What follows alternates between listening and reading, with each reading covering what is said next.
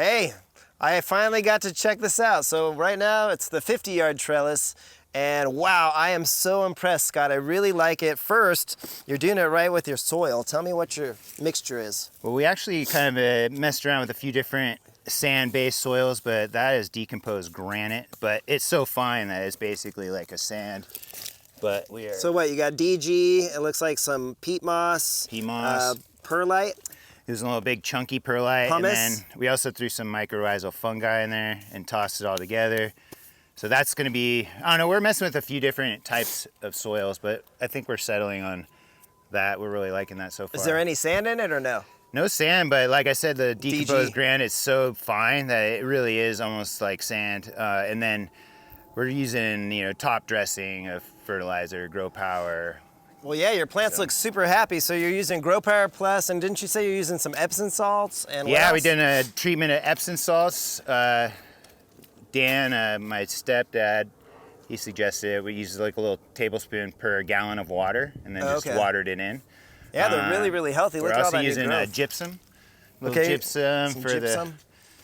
Yeah, Look at this just kinda Frankie's Red. experimenting with some of the different things. And you got Frankie's in a perfect spot, so a little extra shade from this oak tree. Yeah, that was recommended, that not to give that full sun, so I picked the one right in the area of the trellis that was already getting some shade. And then how wide across are these? I think they're only like 3 feet. And man, this is super sturdy. Look at that. Okay, so good, you're using yeah. pressure treated wood. And we could always definitely put a little more wood in to stabilize even further if we had to. So, but it's pretty strong. We're this is using really a combo of pressure treated wood, and then we got the concrete post as well. So And look at this. Which one's this? Is this hypodermic? this is hypodermic, and this is the one you gave me maybe, it wasn't even, I don't know, maybe a month and a half ago. How is it so large already? That's crazy. Look It's at this booming. thing. I don't know. It's liking it here. Wow. I didn't really think happy. about where to plant that one. I mean, as far as the shade, it is getting a little bit of shade, but all these plants get late sun. Yeah, they get plenty of sun here. I don't think fruiting is going to be an issue. Now, I did notice, Scott, that you had a lot of wood and then this one concrete post. What's up with that? Well, we did a couple concrete posts. We did 3 total on the line so far, and we might do more, but we're doing them probably, I think, every other or every 3 or 4. We were putting in some concrete posts. And is it more about, didn't you say the cost because the rebar is so expensive? Yeah, now, we were right? pricing it out. I was thinking it was actually going to be less expensive to do concrete, but when you do the post, it's about 1.5 bags. And then when you're getting bags, they're probably like, $4 to $5 per bag. Yeah. And then you got some rebar. You got to put a couple pieces of rebar in there.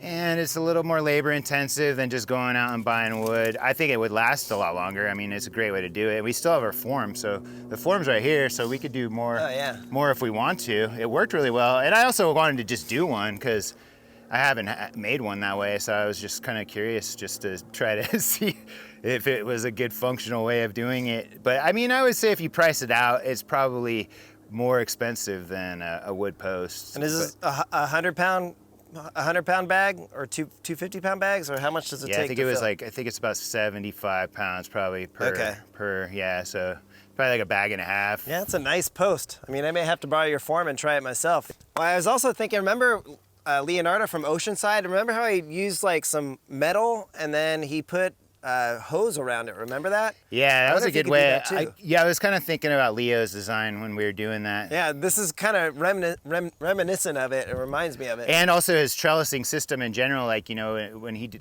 his whole entire farm is like this. He doesn't have single posts. Yeah, it conforms to the hill. It's natural. Yeah, he has it around the hill and it kind of flows. And he has different blocks. Yeah, I never thought about it. This is kind of inspired by Oceanside dragon fruit. This is hopefully going to be a family affair. This is going to get huge. I mean, in a year, this is just going to be a giant mass of plants. It's going to be awesome. It's going to be a lot to take care of, I think. Now, did you space it out with certain varieties so that way they could cross-pollinate each other? Or how did you set up the varieties on this? Honestly, I didn't really think too much about where I was putting them. A lot of it had to do with which ones were ready in the greenhouse at the time. So I just wanted to start getting them on the trellis. Well, what, you got sugar dragon? But I do have, I wanted to put on one end the sugar dragon and the pink panther. I got 2 pollen sources. And then when I went down, I just went based on kind of what was ready. But I did put like the Frankie's Red in the shade. Well, this is more you guys just are and- doing more for like fruit production, and you just want to have lots of really delicious fruit, right? That's the main point of Yeah, and this? also we're just doing one variety per post. So this is kind of be like the kind of, you know, the example, you know, and then if we like, you know, this version, we might expand into other posts and do more posts of that type of variety. Oh, yeah. obviously. But we also want to see, like, I know you've done a lot of growing in this similar environment, but we do want to know, you know, which varieties are going to do well and which aren't. And if some get too frustrating, we might rip them out. Because, yeah, they look good right now, but we haven't hit winter yet. And the winter is going to be a whole different story. Yep, or the stress of having fruit on the plant too. You know, Right, plants stress right. out a lot more when they're producing. Right. But Yeah, yeah, you're so right. You far- have it really spaced out really well. It's easy to pull out a variety if you wanted to. You still could keep them separated too because you have them all labeled, right? Yeah, I got everything labeled on the trellis here. I'm gonna create a spreadsheet of some sort, but yeah, these seem to be growing real fast. I mean, we have a few more months in the growing season, so at least we can You're gonna get plenty of fruit next season. a little for more sure. progress. Yeah, you gotta get those mean, fruiting branches, right? Didn't you have? I thought I saw some flower buds, right? There's on the G3 if you go down there. okay. You can talk about that because that's the one I got from you. Oh, And- that's right. This and it one was was a kind little of, sickly. I mean, it was a little sickly, you know. It wasn't. this. It wasn't super happy, but that was like one of the plants. Didn't you put it in? What is it? The Happy Frog? Was Nah, that this the one. Well, Happy actually, this Frogger? one is really, really old. If you look at it here, down here, this is one of Leo Manuel's. Oh, is that what it was? It was a yeah, Leo it Manuel? was just a really old one. And I would like to say, I haven't really said this, but in hindsight, I wish I would have just taken cuttings of a lot of these plants because that really big, old, mature root ball, when we ripped it out of Leo's house, it took them years to recover, and almost it seems like they just wanted to shoot out a lot of epiphytic roots and kind of start over again. So it's good to see that this old one is just busting out really happy. Yeah, all growth this is now. new growth on top. I mean, Yeah, it's really happy. yeah, I mean, what, it's- it has multiple flowers on it? Yeah, I had a couple flower buds that are kicking. So it definitely stressed it out when you move it. You know, you're ripping out roots and you might even hit that tap root, you know? Yeah, well, So- look at this one. I should say this one really bounced back well. So Yeah, we put the same treatment. I put, you know, it's a lot of it's your soil like that was in there when I got it, but I kind of threw some of the stuff we had in there and then hit it with some grow power, some gypsum, same treatment, did Epsom salts. Like and it's great we can get grow power now because they're producing it now. Oh, are they? Oh, but Dan bought like 6 bags, and I asked him. I was like, "Are they producing now?" And he said he didn't know. I think they just started and is now made in Arizona is the latest. So a lot of people were posting in our group on Oh, killer. San Diego, our Facebook group, and they were saying that they're able to find it in stores now. So Yeah, I mean, you could probably make a version of grow power, but I mean, why bring sand to the beach if you yep, can just buy it? it's for- back, so Yeah. use it. Right. Well, man, this looks really great, Scott. I'm glad I finally got to come check it out. Yeah, It's way bigger in person, you know? I mean, I've been watching and following along, but man, seeing it here in real life is just epic.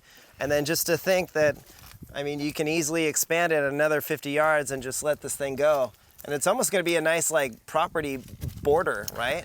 Yeah, it's kind of funny because we had these tarps up on some of the plants, and some of the neighbors thought there was a homeless encampment coming down in this valley because this What is down here? Yeah, down in the valley. Some of the neighbors asked, I think there's some homeless people or someone down there because we had these tarps up or whatever. I don't know, but it was kind of funny. Well, it's actually opposite. You got some it's dragons like, no, and they it's finally dragon found a fruit. home. Yeah, we're creating some homes for the homeless dragon fruit. But yeah, I mean, we're only like 10, 15 minutes from your house, so it's pretty much the same climate. Similar It's a little more east, slightly maybe a little more elevated, but other than that, it's almost identical. So Maybe a little more wind too. maybe I a would little more say. wind, yeah. So, but I mean, all the plants that do well in your yard should do well here, and getting a lot of the plants from you. But yeah, just kind of all the stuff we've learned. I mean, obviously we both, been, into dragon fruit for 5 years or 6 years now, and flying make by. a lot of mistakes. You make a ton of mistakes, and you don't know what you're doing at first.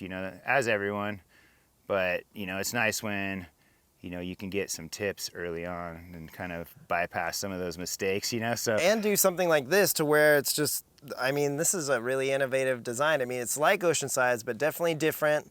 And I mean, look at how much you guys are able to produce, how much fruit this thing's going to produce in a few years, and it should last at least a decade. I mean, you use pressure treated wood, so it should do really well over time. Yeah, you can. It's kind of, we can always rehab it, put some new posts in, you know. And I think key would be reinforce balancing the plant material too. So as it produces and develops, you're that's gonna what I've wanna actually really been branch 'em focusing out. on. Yeah, is trying to keep it balanced. Yeah, see how you're taping it out? 'Cause Right. that's key. If everything's just on one side, it's gonna be bad. in Yeah, the long trying to term. keep the growth. Like you can see the hypodermic, I'm pulling one. It's almost symmetrical at this point. Yep. So we're definitely thinking about that and keep it balanced. Because that's, if you have some counterweight, you know, it's gonna make the trellis last longer. It's not Yeah. stressing it out on one Well, side. I envision when it's really thick too, you can kind of do the Israeli method where they used a lot of machetes and they would just go and prune them. Oh, okay. So rather than cutting one branch, they would literally just go with a sharp machete and just cut all the way down. Really? Yeah, I think that would be really easy for you guys here Yeah, to do. yeah, there you go. I mean, that would be cool to watch. So yeah, great job, Scott. I can't wait to see it progress. Give us a like, subscribe. Thanks for watching. Have a great day. All right.